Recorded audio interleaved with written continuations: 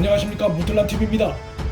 오고돈 성추행 사건을 수사 중인 부산경찰청의 태도가 다소 미심쩍습니다.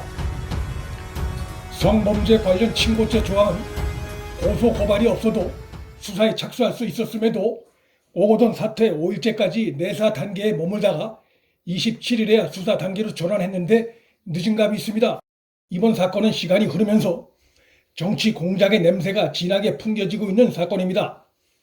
오고돈의 사퇴 시점 공중이 공교롭게도 문재인이 근무한 법무법인 부산에서 이루어졌다는 점, 이 법무법인 부산 출신 김혜숙 변호사가 현재 문재인 정부의 인사수석으로 근무 중에 있다는 점, 그래서 법무법인 부산과 청와대 간 소통 통로가 존재한다는 점, 또 현재 법무법인 대표 변호사가 노무현 조카 사위인 정재성 변호사이며 그는 지난 지방선거에서 오고돈 캠프에서 인재위원장을 맡았던 점 등이 드러나면서 총선 전에 벌어졌던 성추행 사건이 총선 후에야 밝혀진 배경에 민주당과 청와대가 개입한 것 아니냐는 의구심이 일고 있습니다.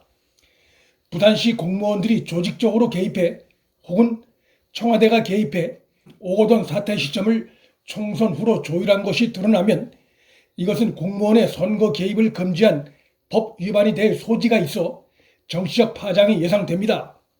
민주당이나 법무법인 부산, 또 공중법인을 소개한 것으로 알려진 부산 성폭력 상담소나 피해 여성은 사퇴 시점에 정치적 고려는 없었다고 해명하고 있고, 부산 성폭력 상담소에선 4월 말 사퇴 시점은 피해 여성이 먼저 제안한 것이라고 밝히고 있으나 야당에 의해 의혹이 제기되는 현실인 만큼 확실한 것은 수사를 통해 밝혀야 할 것입니다. 피해 여성이 4월 말 사퇴 시한을 제안했다는 것과 법여건이 오고돈과 총선 이후 사퇴 시점을 조율했다는 의혹은 다른 차원의 문제입니다.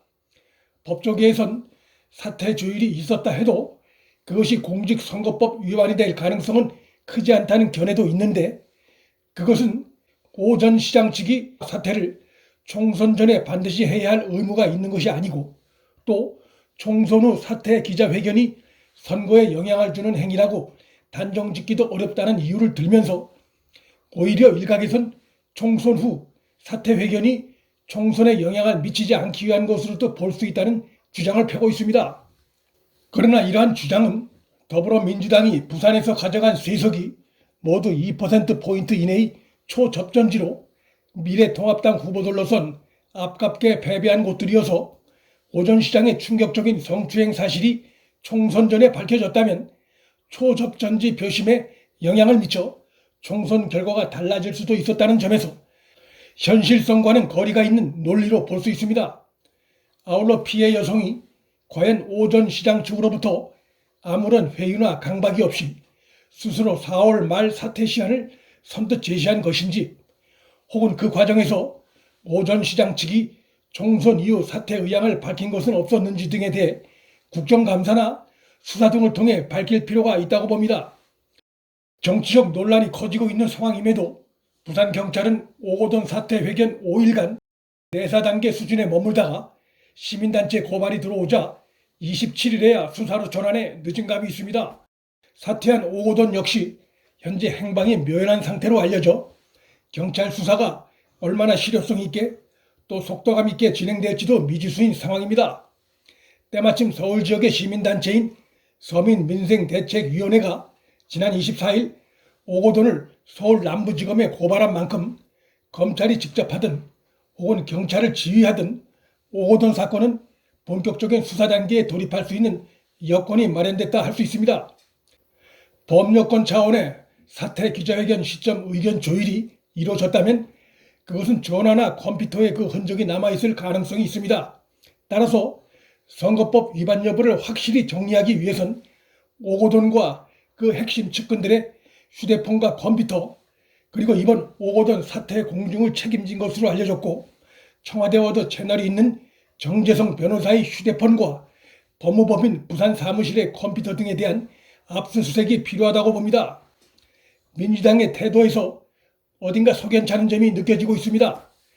민주당은 오고돈 사건이 터진 후 3시간 만에 오고돈 제명 의사를 피력했지만 오고돈이 사퇴한 지 나흘이 지난 27일에야 윤리심판원 회의를 열어 오거돈 제명을 늑장 의결했습니다.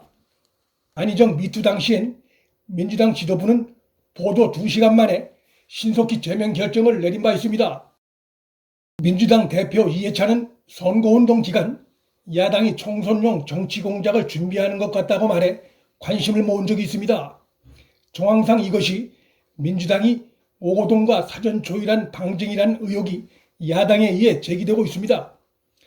이번 사건 관련해서 한 가지 흥미로운 점은 부산에서 이 사건이 발생했다는 점입니다.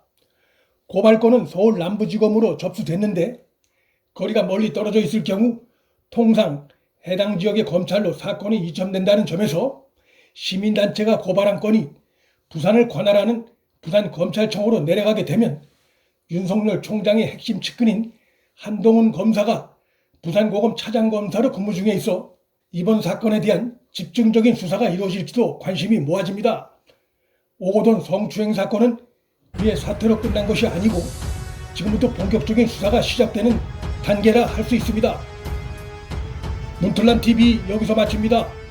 구독과 좋아요, 방송 공유는 방송 제작에 큰 힘이 됩니다. 시청해 주셔서 감사합니다.